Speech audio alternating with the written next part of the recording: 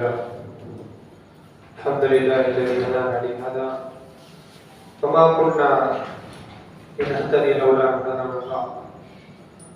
அன்புள்ள சகோதரர்களே சகோதரிகளே, நேற்றைய முன்தினம் ஜகாத் தொடர்பான ஒரு சில விஷயங்களை பார்த்தோம். அதனுடைய தொடர்ச்சியாக யாருக்கெல்லாம் ஜகாத் கொடுக்க வேண்டும் என்பதை பற்றி அல்லாஹ் ரப்பல் ஆலமீன் தன்னுடைய திருமறையில் சொல்லி காட்டுகிறார்.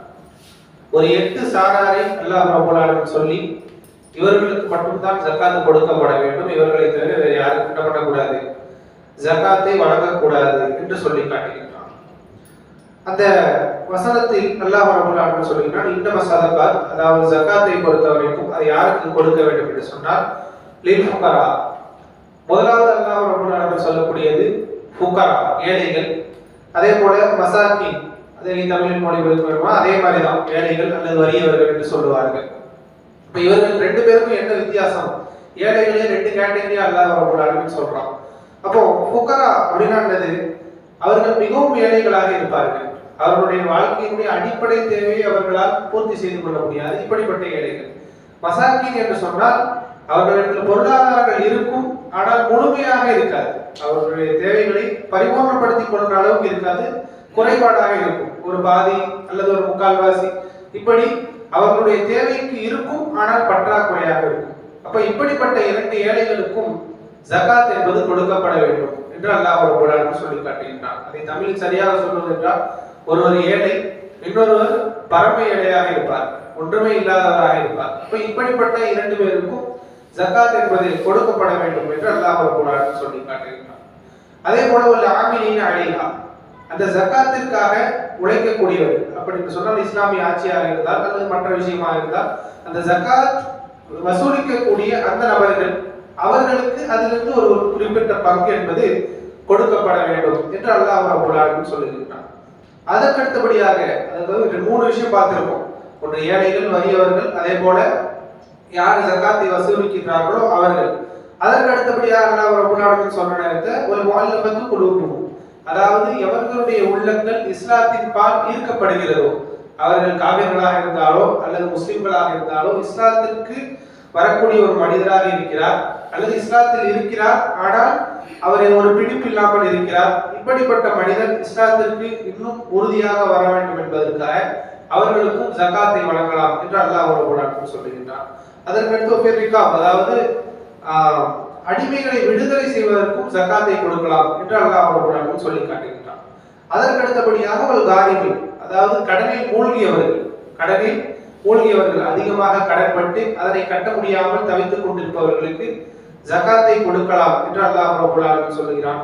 அதற்கடுத்தபடியாக வஃபீ சபீலில்லாஹ், இறைவனுடைய பாதையில் போராடக்கூடியவர்கள், அதே போல வபுடு சபீல், தன்னுடைய பயண செலவுகளை தொலைத்த அல்லது பயண செலவுகளை செய்து கொள்ள முடியாத ஒரு பயணி, இப்படிப்பட்ட 8 சாராரை அல்லாஹ் ரப்பல் ஆலமீன் சொல்லி காட்டுகிறான்.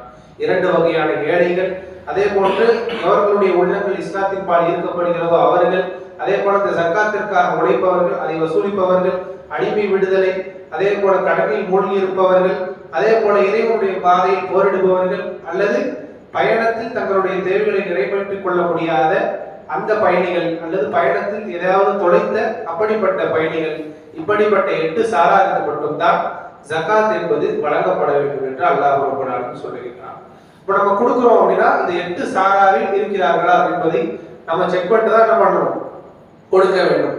அதுவல்லாமல் ஒவ்வொரு ஊருக்கும் என்று ஒவ்வொரு ஜகாத்தை வசூலித்து அதை உரியவர்களிடம் கொடுக்கக்கூடிய ஒரு ஜமாத் சார்பாகவோ அல்லது ஒரு பள்ளிவாசல் சார்பாகவோ இருக்கக்கூடிய ஒரு கூட்டம் இருப்பது என்பது மிக சிறந்த ஒரு விஷயமாக இருக்கிறது. அப்படிப்பட்டவர்கள் அதனை ஜகாத்தை சரியான முறையில் வசூலித்து அதை உரியவர்களிடம் கொண்டு சேர்ப்பார்கள் என்று சொன்னால், இதுதான் இஸ்லாம் காட்டி தந்த பொருளாதார முறைகள்.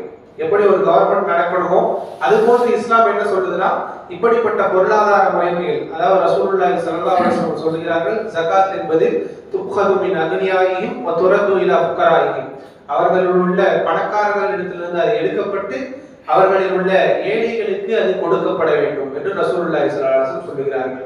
அப்ப இந்த 8 சாராருக்கு இப்படிப்பட்ட முறைமையில் வசூலித்து அல்லது நாமாகவோ கொடுப்பதற்கு பேர் தான் ஜகாத் என்பதை இஸ்லாம் சொல்லி காட்டுவதை பார்க்கின்றோம். இந்த ஜகாத் என்பதுதான் ஒரு இஸ்லாமிய சரியான கட்டமைப்பை உருவாக்கும். இன்றைக்கு நம்மளுடைய நிறைய பேருடைய உள்ளத்துல ஒரு கேள்வி இருக்கு. என்ன கேள்வி? இஸ்லாமிய சமுதாயமே இன்னும் முன்னேறாமல் இருக்கிறது என்று சொன்னால் அதற்கு நாமும் ஒரு காரணமாக இருக்கலாம். காரணம், நம்முடைய ஜகாத்தை நாம் கொடுக்காமல் அதை தேக்கி வைத்துக் கொண்டால் அல்லது பதுக்கி வைத்துக் கொண்டால் அதன் காரணமாக இந்த இஸ்லாமிய சமுதாயம், இஸ்லாமிய கட்டமைப்பு வளர்ச்சி அடையாமல் இருப்பதற்கான ஒரு காரணியாகவும் அது அமைந்துவிடும் என்பதையும் இஸ்லாம் நமக்கு சொல்லி காட்டுவதை பார்க்கின்றோம்.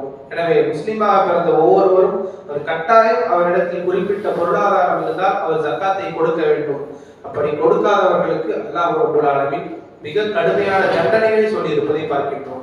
அல்லாஹ் ரப்பல் ஆலமீன் தன்னுடைய திருமறையில் சொல்லி காட்டுகின்றான், யௌம யுஹ்மா அலைஹா நாரு ஜஹன்னம் ஃபதுக்வா பிஹா ஜிபாஹும் வஜுலூதுஹும் வதுஹூருஹும் ஹாதா மா கனஸ்தும்.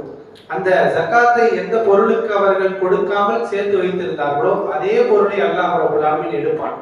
அதனை படுக்க காய்ச்சி அதன் மூலமாக அவர்களுடைய நெற்றிகளிலும் அவர்களுடைய முதுகுகளிலும் அவர்களுடைய விழாக்களிலும் சூடிடுவான். சூடிட்டு அவர்கள் தாங்க முடியாமல் துடிக்கக்கூடிய அந்த நேரத்தில் அல்லாஹ் ரப்பல் ஆலமீன் சொல்வான், ஹாதா மா கனஸ்தும், நீங்கள் பதுக்கி வைத்து நீங்கள் சேர்த்து வைத்து கொண்டிருந்த அந்த பொருளாதாரம் என்பது இதுதான்.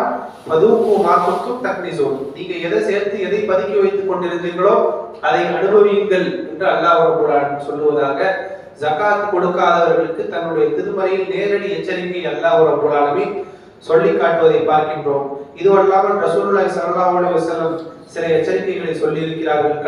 மிக கடுமையான எச்சரிக்கைகளை எல்லாம் இந்த ஜகாத்தை கொடுக்காமல் வைத்திருப்பவர்களுக்கு சொல்லி இருக்கிறார்கள் என்பதை பார்க்கின்றோம். அன்புள்ள சகோதரர்களே, ஜகாத் என்ற வார்த்தையினுடைய அர்த்தம் தூய்மை. ஜகாத்துடைய வார்த்தை என்பதனுடைய அர்த்தம் தூய்மை. நம்முடைய பொருளாதாரத்தை தூய்மைப்படுத்துவதற்கான ஒரு வழியை அல்லாஹ் ரப்பல் ஆலமீன் செய்திருக்கின்றான். அது நம்முடைய பொருளாதாரம் கிடையாது. எந்த பொருள் ஜகாத் கடமையாகிறதோ அந்த ஜகாத்துடைய தொகை என்பது நமக்கு கொடுப்பதற்கு கஷ்டமாக இருக்கக்கூடாது. காரணம், அது என்னுடைய பொருள் அல்ல, அது இன்னொருவருடைய பொருள் என்பதை நாம் கவனத்தில் கொள்ள வேண்டும். அப்படி நாம் கொள்வோம் என்று சொன்னால் அதை கொடுப்பது நமக்கு இலகுவாக இருக்கும். அடுத்தவனுடைய பொருளை அவனிடத்தில் ஒப்படைக்கின்றேன் என்கின்ற ஒரு எண்ணம் மட்டும்தான் நமக்கு இருக்க வேண்டுமே தவிர என்னுடைய பொருளை அடுத்தவனுக்கு கொடுக்கின்றேன் என்ற எண்ணம் இருக்கக்கூடாது. ஒரு குறிப்பிட்ட நிசாபை அடைந்து விட்டால் அதை கொடுப்பது எனக்கும் அதற்கும் எந்த சம்பந்தமும் கிடையாது, அதை செலவு செய்வதற்கு எனக்கு எந்த உரிமையும் கிடையாது என்பதுதான் ஒரு முஸ்லிமுடைய நிலைப்பாடாக இருக்க வேண்டும். அதுவும் குறிப்பாக தமிழகத்தை பொறுத்த வரைக்கும் இதுல ஒரு ஃபித்னாவை உண்டு பண்ணியிருக்கிறார்கள். அதாவது ஜகாத் என்பது வாழ்க்கையிலே ஒரு முறை கொடுத்தால் போதும் என்கின்ற அடிப்படையில் அதற்கான ஒரு ஃபித்னாவை ஏற்படுத்தியிருக்கிறார்கள். அப்படியெல்லாம் கிடையாது. ரசூலுல்லாஹி ஸல்லல்லாஹு அலைஹி வஸல்லம் அவருடைய காலம் தொடக்கம், சஹாபாக்களுடைய காலம் தொடக்கம், சஹாபாக்களை பொறுத்தவரை வருடா வருடம் ஜகாத்தை கொடுக்கக்கூடியவர்களாக இருந்தார்கள்.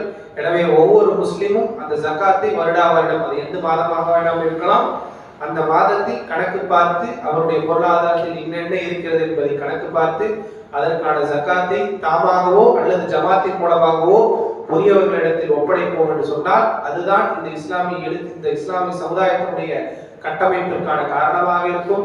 இந்த இஸ்லாமிய சமுதாயம் வளர்ச்சி அடைவதற்கான காரணியாகவும் அதுதான் இருக்கும் என்பதை இஸ்லாம் நமக்கு சொல்லி காட்டுவதை பார்க்கின்றோம்.